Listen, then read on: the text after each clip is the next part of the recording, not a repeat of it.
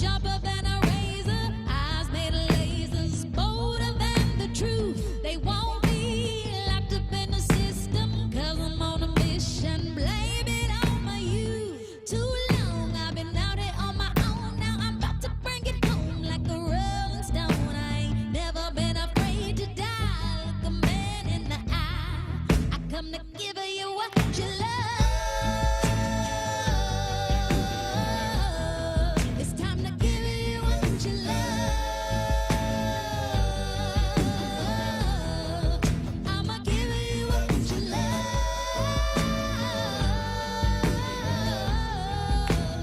Give you what you love.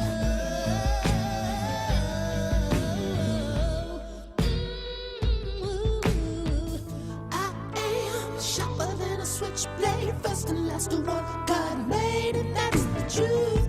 But man, keep on trying to hold me back while another chicken head come home confused. Too strong, try to do me wrong, and the last one standing will order and command you to dance.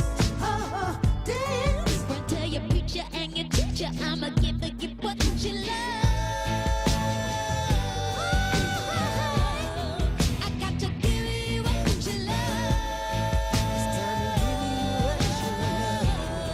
It's time to give you what you love.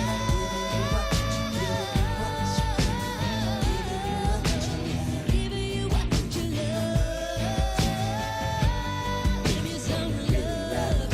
Yeah, baby.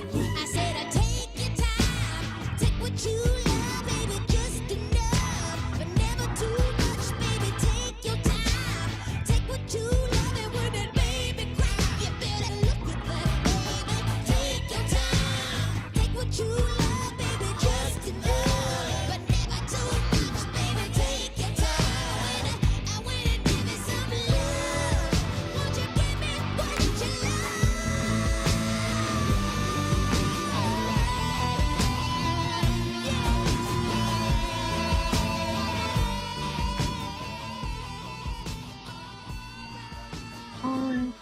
All right, all right, all right. Welcome, welcome, welcome. If you are just joining us, I am Andrea Lawful Sanders. I am your host for The Source on Mondays, Tuesdays, and Thursdays from 1 to 4 p.m. We are having a special programming today.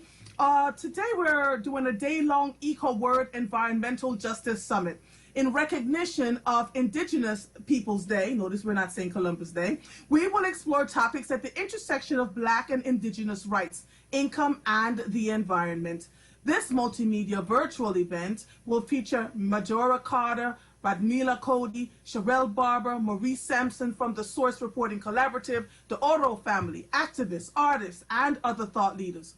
Also, don't miss this special opportunity to join or renew for your 4WURD membership today to receive your free copy of this month's Black Words Book Club selection, A Terrible Thing to Waste. Environmental Racism and Its Assault on the American Mind by Harriet A. Washington. Join or renew today at WURD Radio /4WURD. That's FORWURD. The EcoWord Environmental Justice Summit is produced in collaboration with Bartram's Garden and from the Source Reporting Collaborative and is supported by PICO, the Watershed Education Alliance, the Lenfest Institute, and the William Penn Foundation. Be sure to tune in Monday starting at 10 to learn more and visit our website at WURDradio.com or EcoWord.com. Good afternoon, all of you. Today you will see that I have several guests, a couple of guests for the 1 o'clock hour, then I'll have a couple other guests for the 1:30 hour. But I am really excited about having this conversation called Diving with a Purpose. It is made possible with support from the Source Reporting Collaborative, William Penn Foundation, and the Lenfest Institute. Okay, here we go. We have Tara Roberts and Kenneth Stewart on today. Storyteller and National Geographic explorer Tara Roberts follows a team on a quest to document and identify sunken slave shipwrecks. Led by African-American archival divers, marine archaeologists, and expert scuba divers, the team at Diving with a Purpose connects maritime archaeology with conservation to tell the stories of their ancestors. I am super excited about this conversation. So, Ken Stewart is a diver and founder of Diving with a Purpose, Program Director, named Sea Hero of the Year by Scuba Diving Magazine and Seiko Watch of America 2018. Oh, Lord, I can't wait to talk to you because half of us don't like to swim, right? So diving is a whole other story to talk about in these streets. And we have Tara Roberts, the beautiful Miss Tara Roberts, is a National Geographic Storytelling Fellow and a fellow at MIT's Open Documentary Lab. She spent the last year following, diving with, and telling stories. Go ahead, Tara.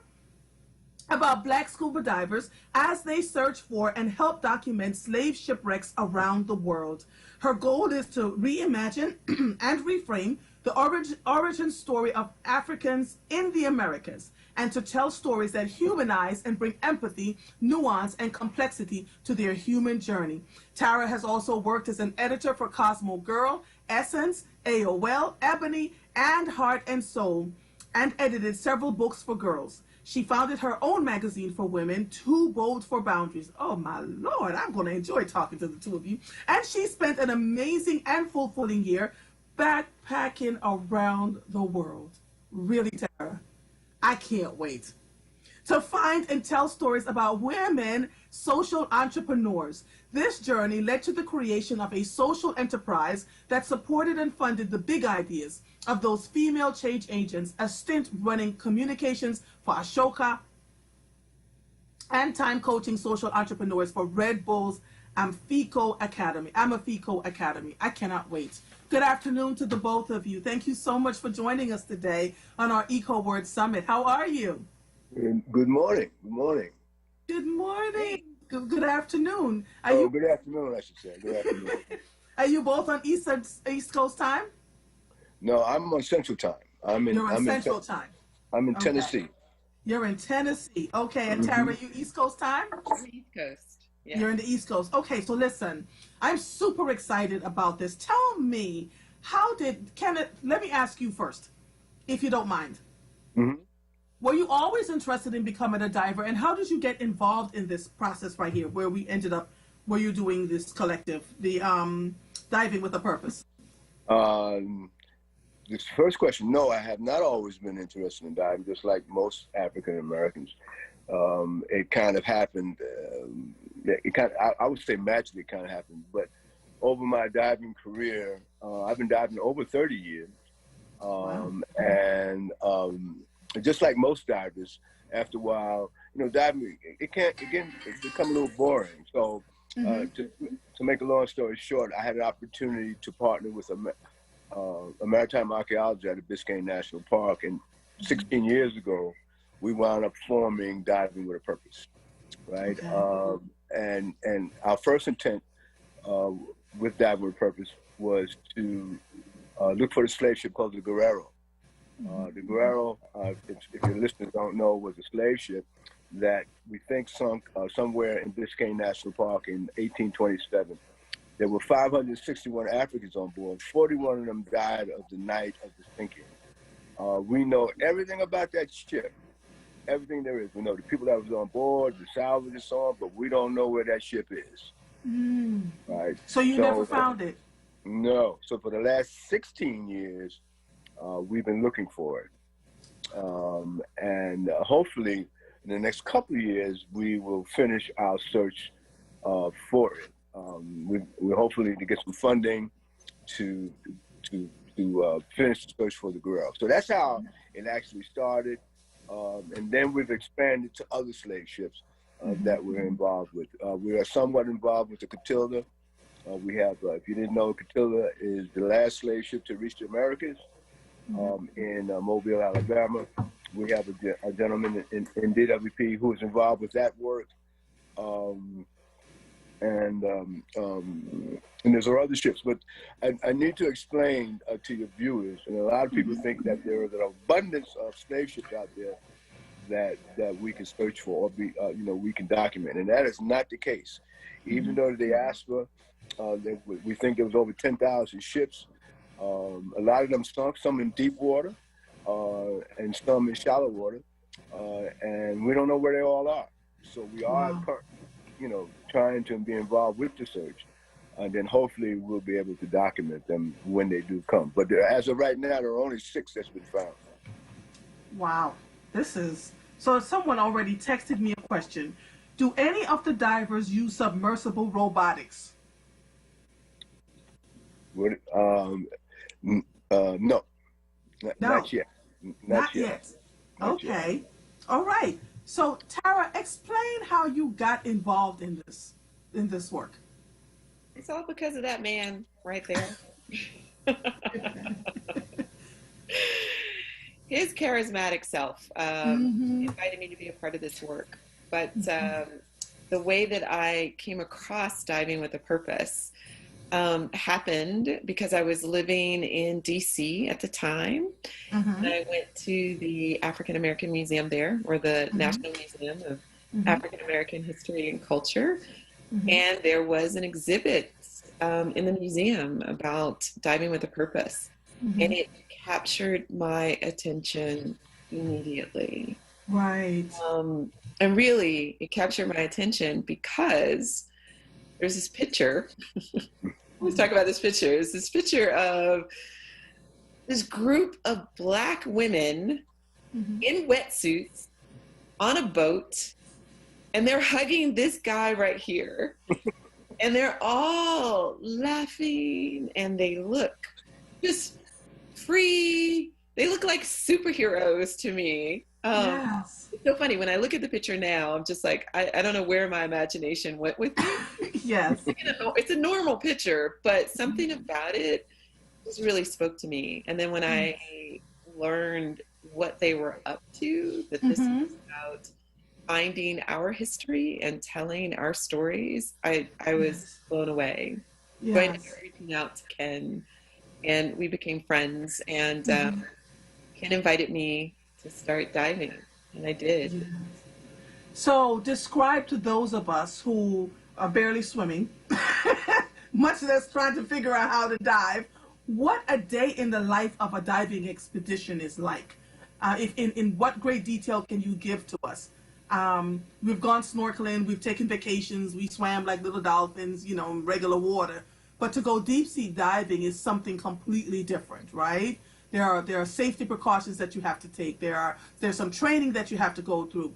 But describe to us, through your mind's eye, what is it like to spend a day diving underwater? Both of you, please. Well, I'll let Tara go first. I was going to let you go first. Well, to me, when you first start diving, of course, you have this nervousness. You think about all the things that could go wrong. But after you gain that experience, right, you become more relaxed, and then it's amazing to behold what Mother Nature is showing you underneath the water. It is truly amazing. When you get down to depth, depth is your deepest depth, right? And you observe Mother Nature in her wondrous ways, the fish, the corals, the beauty of it. It is truly, truly magnificent. And then diving takes you away from all the worldly problems, right? When you're 40 feet underwater, this pandemic does not exist, right? When you're 40 feet underwater, there's no phone calls. You don't have to worry about business, jobs, right? So it kind of gives you a feeling of getting away from it all, right? And so with African Americans or Black people, we always we have this fear of water, stuff like that. But it takes time, and I have some people involved in my organization. I run another organization who couldn't even swim, and now there are divers going all over the world. So there's always hope. Yeah. How did you convince them? Because I still talk to people. I went hiking yesterday. I did a 10-mile hike with a friend of mine who was from Jamaica, and she said, "I never learned how to swim. I'll paddle, but I'm not trying to swim." How do you take someone from not knowing how to swim to deep sea diving? Well, let's not call it deep sea diving. What do you call it? Just call it scuba diving, because you say Scuba deep sea diving. diving. Okay, I stand corrected. It's called scuba diving, right? Okay. I think a lot has to do with the person and the personality of the person who's trying to do it. If you have this view that I just can't do it, then you'll never overcome that, right? You have to have the ability to say, this is something I want to do, and then you take it to the next step. We, as members of the National Association of Black Scuba Divers, we have a cadre of Black instructors who can get you through your fear, right? And we do it systematically and very slowly, right? So that way you overcome your fears. Obviously, if you're never involved with the water, it'll take time, right? But once you get over those initial fears, right, it is truly an amazing journey. Okay. All right, Tara. You tell me, what is it like? Hold on, let me take a quick break, station break, because we still have to take them. And so, hold on 1 second for me, okay? All right, before we go to break, I just want to let you know that join us on Tuesday as WURD welcomes back beloved host Nick Taliaferro for the new Drive Time show Evening Words with Nick Taliaferro. Tune in every Monday through Thursday from 4 to 7 p.m. for the best in conversation and contemplation. The show will feature Nick's unique brand of wit, wisdom, and humor as he talks about authors, experts, newsmakers, and you. Check out Evening Words with Nick Taliaferro starting tomorrow, October 13th. And keep your dial locked so you don't miss Sincerely Sarita at her new time, Monday through Thursday, 7 to 9 p.m. Sarita's new show, Safe Space with Sincerely Sarita, will feature insightful, in-depth interviews with the most interesting voices in Philly and beyond. She will bring a spirit of clarity and openness to safe space for intergenerational dialogue and healing. Spend your evenings with Nick and Sarita beginning tomorrow, October 13th, exclusively on WURD Radio, 96.1 FM, 900 AM on WURD. We will be right back after these messages. Recovery starts with a call. Pennsylvania's Substance Use Disorder Hotline is staffed by real people who are trained to help. They're here 24 hours a day, 7 days a week. They'll get you or your loved one into treatment regardless of your access to insurance.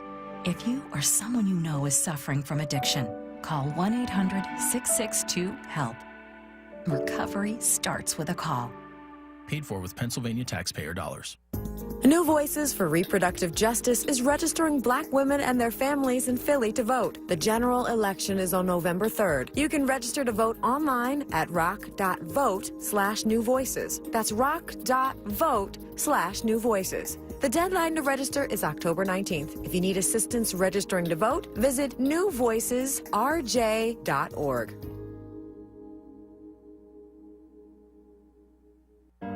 Reverend Tyler, with November 3rd around the corner, do you know how you'll be voting this year? Dr. Callahan, I requested my mail-in ballot, and I'm returning it the day it comes in the mail. That's perfect, because we can't leave anything to chance this year.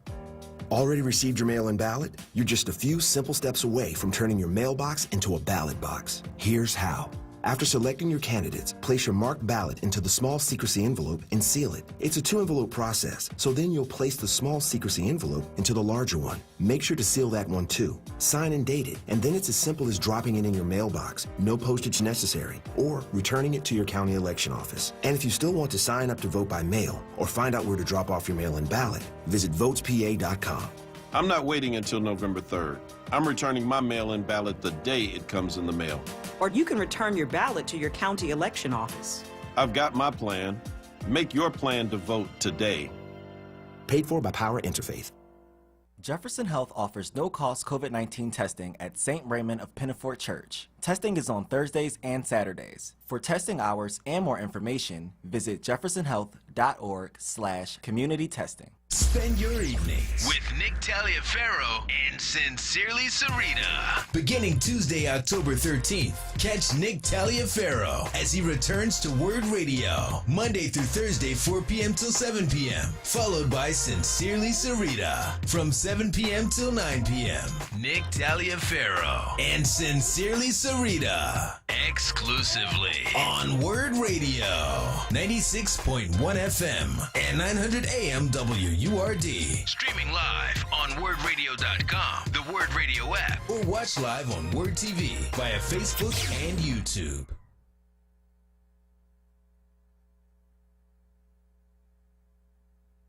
This is WURD Radio, 96.1 FM and 900 AM WURD Philadelphia. Independent Black Media.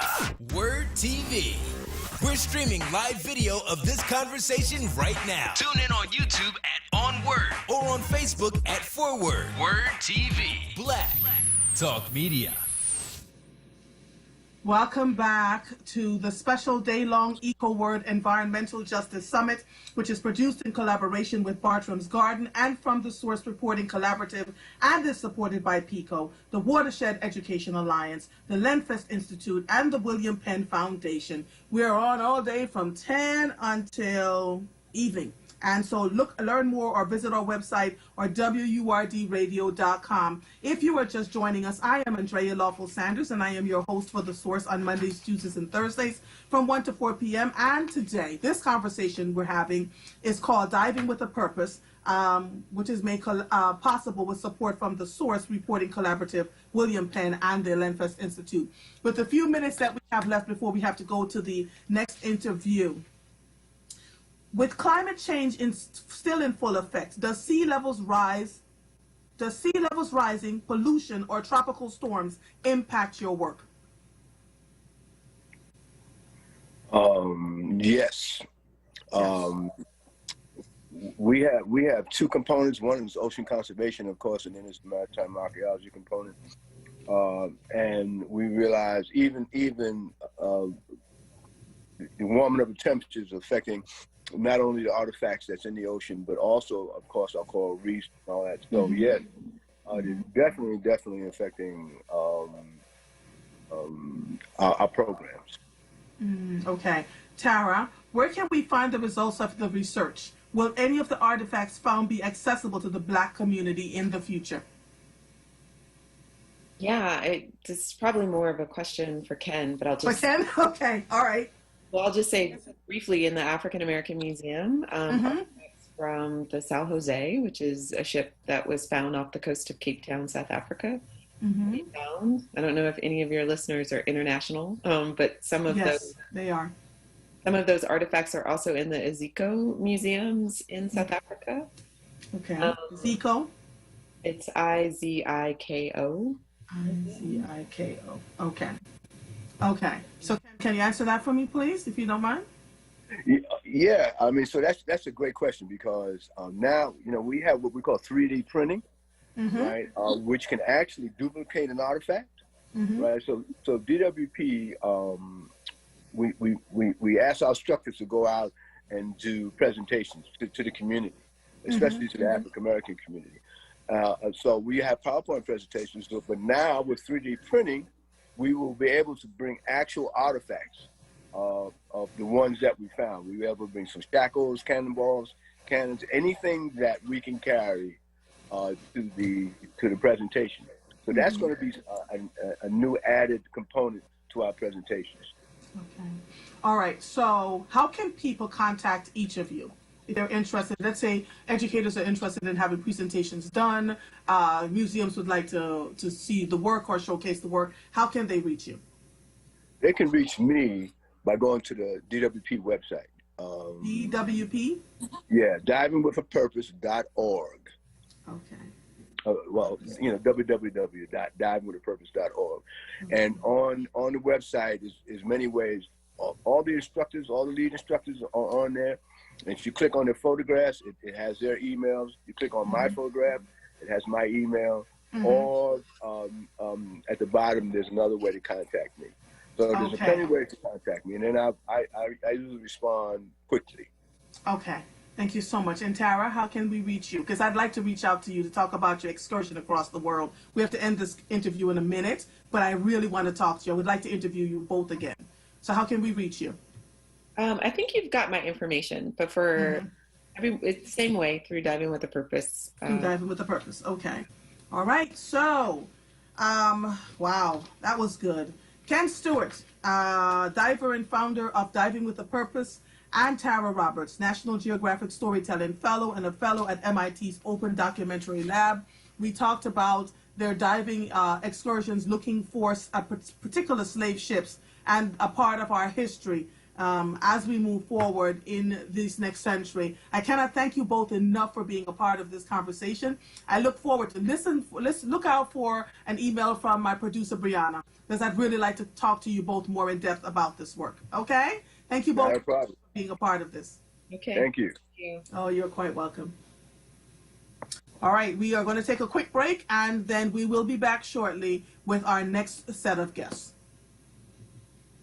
I'm Joe Biden, candidate for president, and I approve this message. But they've got the experience. I'm still in shock 3 or 4 years later that we're in this position now. Our democracy is at a pivotal point. From the top, we don't trust our government. We see the trouble we're in economically. We've got 170,000 Americans dead, and yet this president will do anything he can to make it seem like things are better than they are. I did more for the black community than anybody with the possible exception of Abraham Lincoln. It's our responsibility. If we don't lead that effort to make things better, we can't ask other people to do it. There is no good reason not to vote. Right, we need to have individuals that are in office like Joe Biden and Kamala Harris. They are our best shot to take us forward. And that's what makes me incredibly hopeful, but we really do have to work for this thing. To the thousands who did not vote, we need you to show up for our future and for our country. You cannot sit on the sidelines. You got to get in the game. Paid for by Biden for president.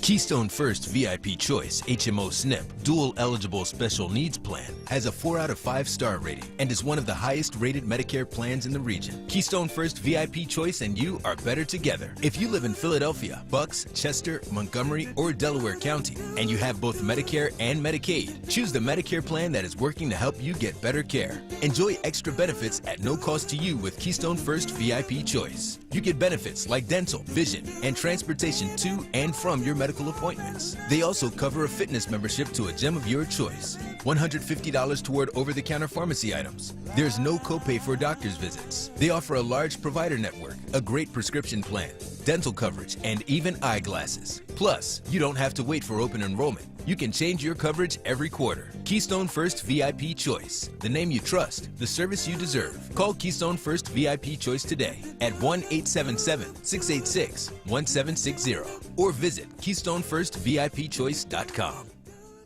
Through farmlands, cities, trails, and beaches, the Delaware River watershed provides drinking water to more than 13 million people. Imagine where we would be if we didn't protect all of our waterways, the streams, the creeks, and the rivers that run through our region. We would be without abundant wildlife, without vital ecosystems, without nature to escape to learn from. Visit watershedalliance.org to learn about river days and find yourself in nature. It's the return of Nick Taliaferro. Catch Nick beginning Tuesday, October 13th. Monday through Thursday, 4 p.m. till 7 p.m. Nick Taliaferro makes his return Tuesday, October 13th from 4 p.m. till 7 p.m. Exclusively on WURD Radio, 96.1 FM and 900 AM WURD. Streaming live at WURDradio.com and the WURD Radio app. Or watch live on WURD TV via Facebook.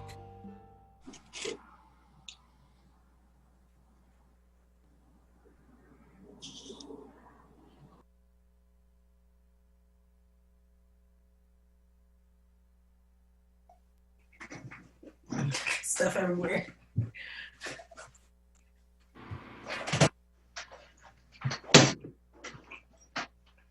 Welcome back. And Ashley left us and went somewhere because she said stuff was everywhere. So don't worry about it, Ashley. We're all trying to figure it out, honey. We are now live.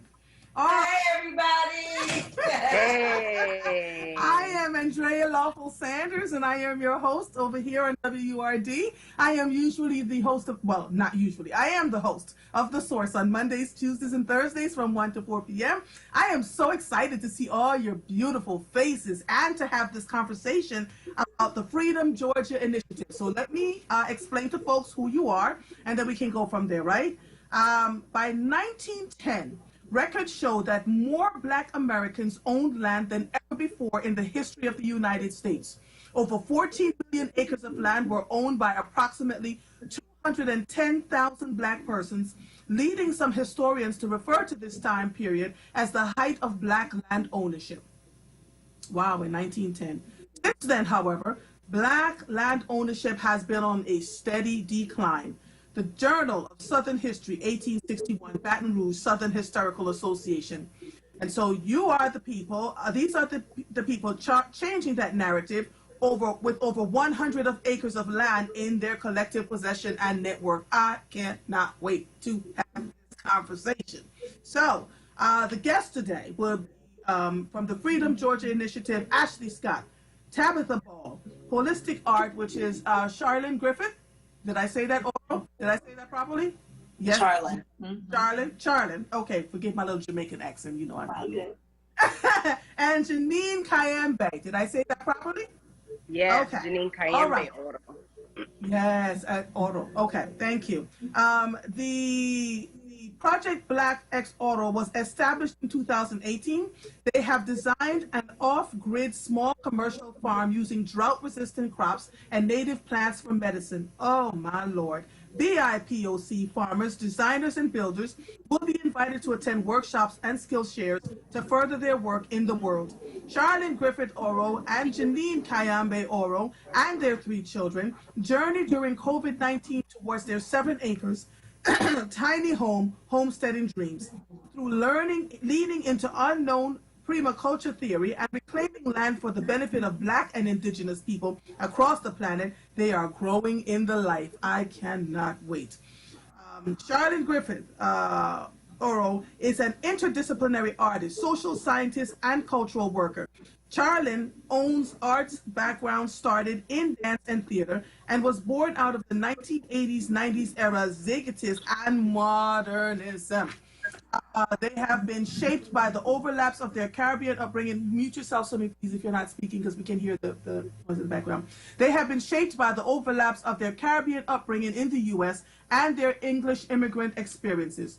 Charlene continues to study the bio, socio, and technological implications of popular and emergent culture to understand the future of their practices and people. They founded Sanctuary Holistic Arts, a Philadelphia arts venue where over 500 artists have performed and numerous social activist theatrical performances and capacity building workshops have been held. Holistic is a second iteration of this artistic and social activist hub. Janine Kayembe Oro is an infinite media artist ranging from sound design to sustainable tiny home building. These conversations. For the past decade, she has been co-director of an arts and agricultural hub in North Philly, as well as incubated dozens of community arts programs around the country. Currently, as a designer at Holistic Art, her work is creating experiences and art that speaks to how Black and brown queer people survive in a time of environmental injustice. She is currently working on a debut EP centering climate change issues. She is also the special project manager for onWURD. I don't think we've actually ever met in person. I'm so excited to talk to you. We've had phone conversations, right, in our team meetings, but I've never actually seen you. I'm so happy to see you. All right, so then, here we go. Let me also, Dr. Tabitha Ball, a licensed clinical psychologist, earned her doctoral degree in clinical psychology from Binghamton University in 2009. Her psychology residency was completed in 2009 at Malcolm Grow Medical Center, Andrews Air Force Base. Post-residency, she continued her military service with U.S. Air Force for an additional 5 years as a clinical psychologist. And we have Ashley Nichols. Ashley Nichols Scott, Vice President of the Freedom Georgia Initiative. Ashley Nicole Scott is a visionary entrepreneur, creative executive, realtor, and CEO of the Mobile Mavens, an Atlanta-based full-service marketing agency specializes in 360-degree immersive brand experiences and digital marketing. She is a wife to Robert Scott, an electronics technician, musician, and producer, as well as the mother of 2 small children. I'm not going to continue reading because you all have done just amazing things. And so let's just listen, all the things, right? I'm so excited to have this conversation. And Janine, thank you for trusting me to have this dialogue with all of you, okay? So where do we want to start? Tell me about all this land ownership that is going on in these streets. What is happening? Can you give us a 1-minute introduction of your partner or colleague and the role they play at your organization? Who wants to start? I'll start. I would add to the introduction about Janine, who's also my wife. that for our organization and as it relates to the land ownership aspects of our co-op, Janine is definitely a visionary. I think that that's really essential to the idea of land ownership, land stewardship, is being able to see yourself in a place. And Janine has done an incredible job of keeping our sites focused on the big picture, which, you know, can be described as a landscape. So I would say Janine is our landscape visionary for our collective. All right, Janine, listen, this is your brain trust. Tell us all about it. I don't even have to ask a question. You go ahead. Just tell us all that we need to know. Yeah, I mean, we have a family co-op, and our work really started in food work. I was a part of and helped founded an urban farm in North Philly a decade ago, and have really taken that vision and have taken that knowledge and understanding with a lot of different visits to different farms around the country, farms and gardens and lands and reclaimed land, you know, native lands, and just really being a steward of that type of work. Because yeah, ever since purchasing land, I learn every day how important it is for myself, our children, and for our people to be able to self-actualize our visions, what we see for our success. It starts with a place. It starts with food for me, and it starts with a place. So that's why I was so excited to have Freedom Georgia on this afternoon as well, because after hearing about their story, I was just excited for us to just even be in the same space and just honor those same values. So I would love to pass it to them. All right, well, who wants to start from Freedom Georgia Initiative? I'll go. So I'm Tabitha Ball, managing partner of Freedom Georgia Initiative, and I'd like to introduce Ashley Scott, our president, and our vice president, and our visionary, both her and Renee Walters. They came up with this wonderful idea, and they got their friends and family members all on board, and they have been definitely leading this ship, and we have all been enjoying the ride. So thank you so much. Ashley, tell us what is the you created this out of an extreme sense of urgency to create a thriving safe haven for Black families in the midst of racial trauma. Explain to people what that means in your own terms and what has happened as a direct result of your creating this initiative. Absolutely. So thank you, Dr. Ball, for that awesome introduction. Before I get into that, I do want to say that Dr. Ball is an integral piece to this puzzle for us. Freedom Georgia, she has just been so phenomenal as a clinical psychologist, helping us to deal with our interpersonal relationships, helping us to see that this work that we do is to actually help, you know, save even the young folk, the generation coming up under us, the children we're raising in our community. And for us, that's really what this is about. Not only is it in response to the racial trauma that we are experiencing and that we've always experienced as Black folk in America, this was more so a entrepreneurial response in my eyes to how do we solve this problem that has come to the forefront so clearly more now than ever because of the proliferation of social media and new media. We see what the problems are. And we have this conversation right now about defunding the police and just all the different things, reparations, all these ideas that are on the table. At the root of the problem is our economic stability. And at the root of that is land ownership. Mm-hmm. There is wealth in land ownership. That is the essential asset that everybody needs. And when we talk about having any type of political power, it starts with land ownership, which is why we weren't able to own land. So what happened with Ahmaud Arbery, what happened with Breonna Taylor, what happened with George Floyd, in my mind, and I think in people who have some common sense, in our minds, it starts with having control, political control of our own environment, and being able to say that this is what the kind of experience we want to have for our families, for our citizens, for our residents, for ourselves. So creating Freedom Georgia was an idea of how do we solve this problem for ourselves versus waiting for someone else to do something for us. Because even if we did get reparations tomorrow, everything that we get financially goes to someone else. It goes outside of our community.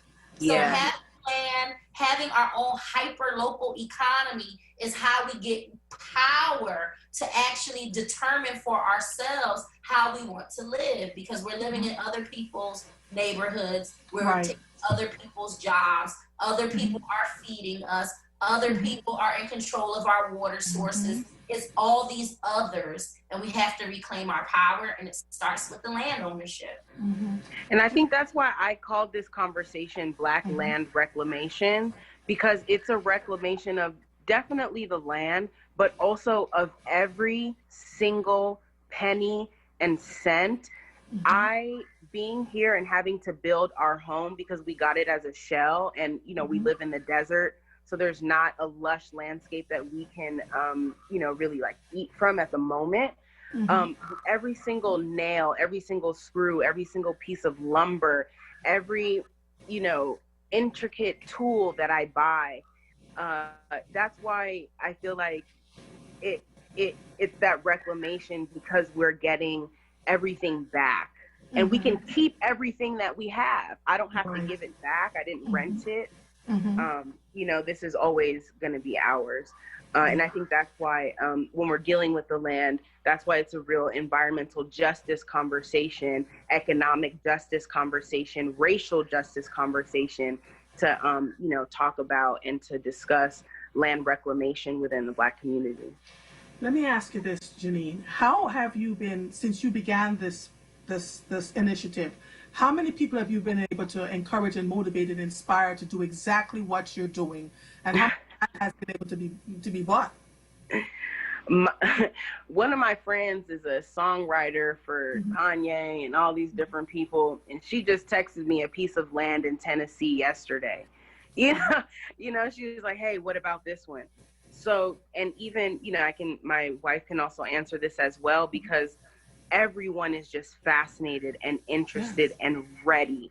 And where you know, I'm 30 and my friends are around that same age range. And for us to, as early as possible, to be able to think about what ownership looks like, even if you don't build on it now, even if you don't have a plan, if you see it and you feel connected to it, I think it's important, you know, to buy a piece of land if possible.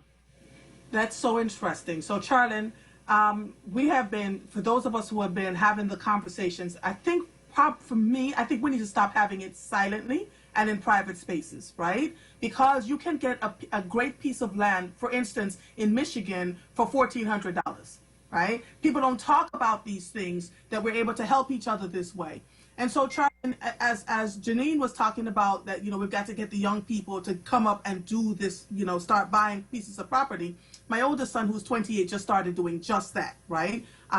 In Colorado, when he was 24, decided he was going to purchase some stock in marijuana farms before they became the thing, right? And was able to then take that money and is now looking to buy pieces of land. How can we get other young people and people our ages to look at the purposing of owning property and what that means for us moving forward, for our power structure and being able to stay safe and secure as we're so traumatized as the people in this country? Thank you for that question. That's a great question. And I do a lot of time travel when I speak, so I'm gonna go back to bring it forward to that answer. I appreciate that you said about your Jamaican accent. I come from a family that hails from Trinidad and Tobago and from Guyana. When I was born in the UK, and I came to this country. As an immigrant, place is one of the most important things for me, because I was not born in my motherland. My mother's people are indigenous to the Caribbean, but also I trace my ancestry back to Yoruba land in Nigeria, West Africa. My ancestors were part of the transatlantic slave trade. So they were stolen and released from their West African home. In the Caribbean, my parents were a part of the WURD generation that went to Europe and went to the UK to, education and embetterment. But they went to London at a time when still Blacks were not able to buy land. So I do not have motherland there. When we came to the US, we lived, as many people do, with multiple family members in a small apartment as people were figuring out how to purchase homes in the 70s and 80s, right? Those homes, the home that I grew up in, I have been displaced from in order to take care of my mother who has Alzheimer's, dementia, right? We had to sell her home to pay for her care, her 24-hour care. So when we talk about land stewardship, land reclamation, and homesteading, we need to think about our identities. Everyone has a massive story about why it is important. The other point that I want to make about land in particular is that the land never needed to be owned. Indigenous people didn't own land. They stewarded land and they existed, lived, thrived with it. The other point is many, many peoples around the world, their indigenous practice was actually to be pastoral, which meant you did not live there forever. You moved around and you had enough space that you were stewarding that you knew your home couldn't rest on one spot for an eternity. You shifted your livestock, you shifted your home operations, your place of worship, because that's always been the first place that we've built as Indigenous and Black people. I definitely also want to the diaspora. Well, I thank you for that. I appreciate that, and I feel so connected to that pastoral moving and living and stewardship. And that's why I wanted to hear from Freedom Georgia about how you guys plan to steward your land. I saw you guys just had the big Black camp out. Yeah. Are you guys going to be farming? So yeah, I'd love to hear from Dr. Ball or Nicole as well about how you guys are feeling about stewardship. I did want to add a little bit to Charlene's comment about, having family members that have come from, other places and, being here in the U.S. On both sides of my family, they migrated from Jamaica. And, to speak to Andrea's comment earlier about, or question about, how do we facilitate this with our younger members? And even, people who are around our age. And I think that it starts at an early age. It starts within home. So going back to the comment that I just made about how on both sides of my family, they migrated to the US, one of the first things that they concentrated on was land ownership.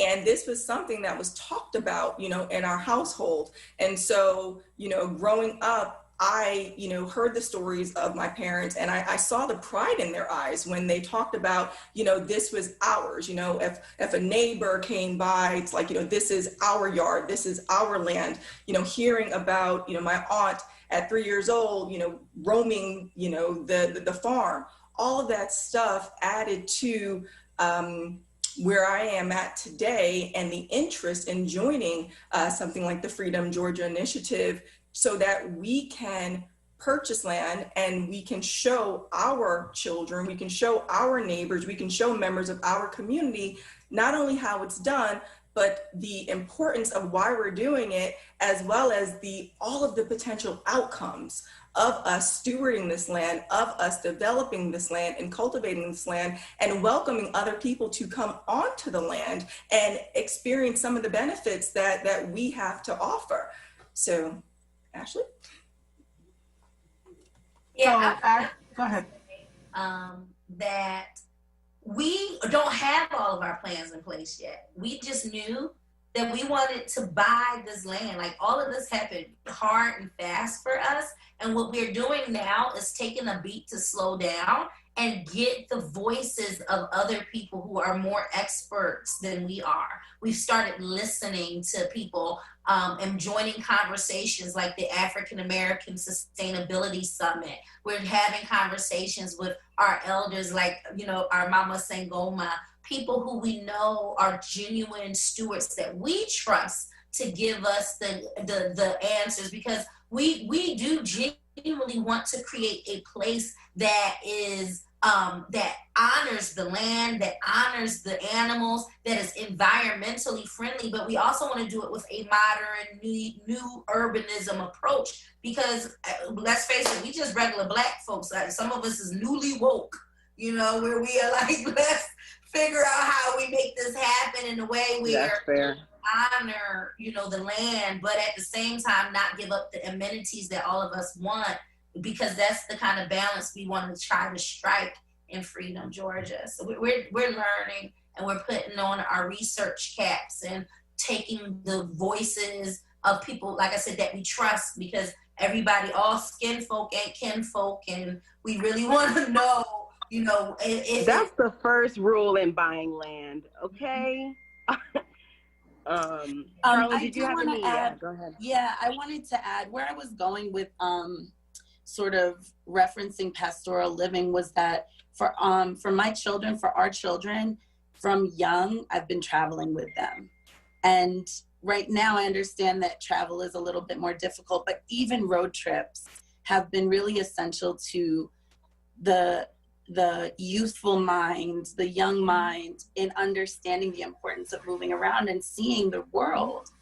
The one other thing, and this is just like a little recommendation that I would love to link up with, you know, you all about it, but before moving out here, when we knew that we were going to start designing and planning, my children love Minecraft. So we started with them sitting and having them design our home, our homestead in a Minecraft. Yes. And that was a massive, like, our 15-year-old came on another podcast with us and did a presentation on why and how Minecraft had been essential to him understanding spatially how to build a space for himself on our land. Mm-hmm. And the use of that feeling really drove home this is ours, as Tabitha said, this is our land, our place, where we can build whatever we want. You know what? Thank you for that. You're quite well. Thank you so much. We're running up against time, but what I'd like to do is invite all of you to come back and have a more in-depth conversation on the source, because I think that our people need to continually hear these kinds of conversations to know what is possible as we work through the traumas that we're currently bucking up against. And I'm super stoked to hear about the Minecraft piece, right? And how that works in with the STEM and the young people, and giving them the ideas from the generational aspect so that they can move up, so that the traumas that are inflicting us now will not stay on them, seep into them, right? And so Dr. Tabitha Ball, Janine Kayambe Oro, Charlene Griffith Oro, and Ashley Scott, I can't thank you enough for being a part of this most essential conversation. Janine, can you continue to hook us into each other, please, so that we can... Yes, I can't wait to... Because because you know how... Join the Freedom Georgia family. Yes. And to have you guys out at the desert. And to really tap into, you know, how we can design these safe spaces for our families. You know, 5 acres is big, 100 acres is big. We're talking big space for big amounts of our people to join together in the time that when we need to. So I appreciate the work that you all are doing. And I know this was just a taste of a small conversation that can even actualize into, you know, Ashley and I, into our large visions of what this looks like for Black people to reclaim space on Indigenous land with our brothers and sisters as well. Yes, thank you all so much for being a part of this much needed conversation. We will connect again soon, okay? We have to take a station break. Thank you so much. Join us. Thank you. You're quite welcome. You're quite welcome. Join us Tuesday, October 13th, as WURD welcomes back beloved host Nick Taliaferro for the new Drive Time show, Evening Words with Nick Taliaferro. Tune in every Monday through Thursday from 4 to 7 p.m. for the best in conversation, and then keep your dial locked so you don't miss Sincerely Sarita at her new time, Monday through Thursday, 7 to 9 p.m. Sarita's new show, Safe Space with Sincerely Sarita, will feature insightful and in-depth interviews exclusively on WURD Radio, 96.1 FM, 900 AM. I am Andrea Lawful Sanders. Thank you so much for joining us for these great conversations. Goodbye. Hey, WURD family. Our friends at Amoroso's Baking Company are hiring right now. Amoroso's has been baking the delicious bread in our community for over 100 years, and they want you to join their team today. The old and the young love Amoroso's, and they are hiring right now. Check it out. They offer fair pay and provide health, dental, and prescription plans after 90 days employment. Call 856-754-0355 or visit amorososbaking.com for details. Listen to Laborers Live. We created the weekend. We created the 40-hour work week. We just want enough to feed our family, be able to send our children to college, and let our next generation do better than we did. To people that might have forgot how important unionism is in a country like the United States. People now infringing on our 8-hour work day, trying to work people more than 8 hours without overtime, trying to work people without benefits. In the long run, everybody's getting a fat paycheck except the worker. So this is really a wake-up call for America. The struggle is continuous. Tune in to Laborers Live every Friday from 4 to 5 p.m. Sponsored by LESIT, the Laborers Employers Cooperation Education Trust of the Laborers District Council of Philadelphia and vicinity. Local 332, Sam Staten Jr. Business Manager. Local 57, Esteban Vera Business Manager. Local 135, Dan Woodall Jr. Business Manager. Local 413, James Harper Jr. Business Manager. The Laborers District Council, Ryan Boyer Business Manager, and Tony Staten, Executive Director of LESIT. Man, this coronavirus has us all moving differently. No doubt. Like washing our hands more and social distancing with the crew. I'm always telling people to give me 6 feet. We're here, Grandmom. There's my babies. Good to see you got your mask on.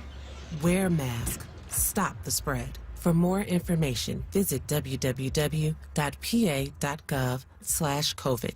Paid for with Pennsylvania taxpayer dollars.